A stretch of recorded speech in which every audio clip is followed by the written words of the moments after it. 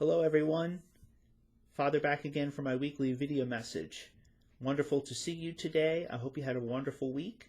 Hope you enjoyed your Memorial Day and the beginning of the summer season.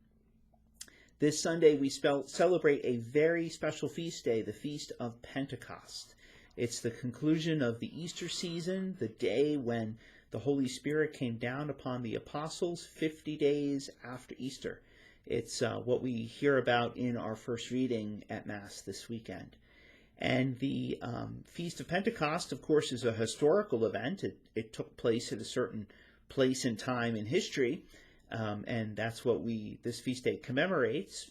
But Pentecost is something that's ongoing. The Holy Spirit is given to each of us at our baptism and then again in our confirmation. And he comes with his gifts, and his gifts are meant to be used. That's what St. Paul talks about in the second reading this weekend from the first letter to the Corinthians.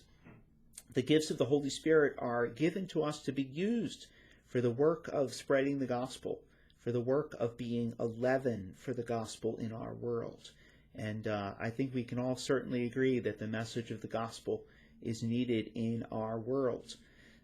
I think we're all sort of still processing what happened at that elementary school last weekend to the children and the adults and the families that bear the wounds of that event. And I think as people of faith, we say that the answer to all of the questions that come for that are faith, and faith and respect of the dignity of all human life, which we certainly stand for as a church, which is very important to us.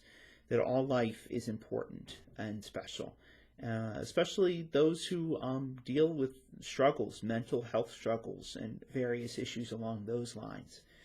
And we want to support those folks and give them the help that they need. I think, politicians of all stripes have different answers when these events occur, but as people of faith, we go back to the message of the gospel, that we are all beloved children, sons and daughters of God, and that our lives matter.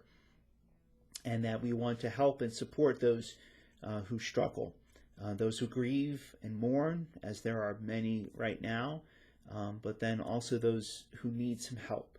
And then the Archdiocese of Baltimore has really noticed the need for this sort of mental health help at this time, and has provided a website with lots of different resources. Perhaps you or someone you know maybe could use some help in this arena. This website is a good resource, a good first step to find out what's out there. And I linked to it in my letter in the bulletin this weekend, and I'll also include it in the email that I sent to you today. It's just a list of helpful resources that are out there for those who might need some assistance at this time. So Pentecost is something that's ongoing in our lives, ongoing in our church. Pentecost is also often referred to as the birthday of the church, because it's when the mission started. Jesus gave the mission to the church before he ascended into heaven. He said, "Go and make disciples of all nations, baptizing them in the name of the Father and of the Son and of the Holy Spirit." And when the Holy Spirit came down on the apostles, it was the beginning of that mission, the going forth to share the good news of Jesus.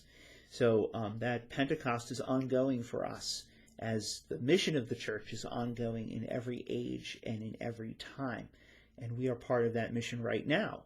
And we want our parish to be part of that mission. We want our parish to be a place where people come, where they are invited to come, to hear the message of the gospel, to have their lives touched by Jesus, and then to go out and to share that message with others. So let's remember all of that as we celebrate the Feast of Pentecost this weekend. This weekend, we're also very happy to welcome Deacon Sampson. Deacon Sampson, as you recall, is a seminarian who is preparing for ordination to the priesthood next summer.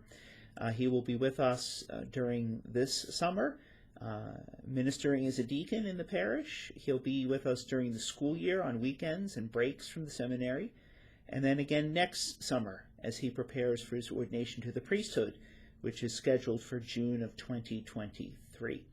So as you see Deacon Sampson this weekend, I'd encourage you to give him a nice, hearty welcome to St. Mark.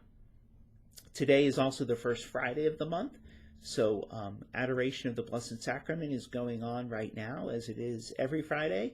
And because it's First Friday, I'll be having confession at 6:30 this evening, and then benediction at 7 p.m. And tomorrow is the first Saturday of the month, and as we do, we will have a special Mass at 9 a.m. in honor of the Immaculate Heart of Mary, with devotions to her to follow the Mass. So thanks for taking some time to watch this video. I hope you have a wonderful Sunday, a wonderful weekend, and I look forward to seeing you next week. God bless you.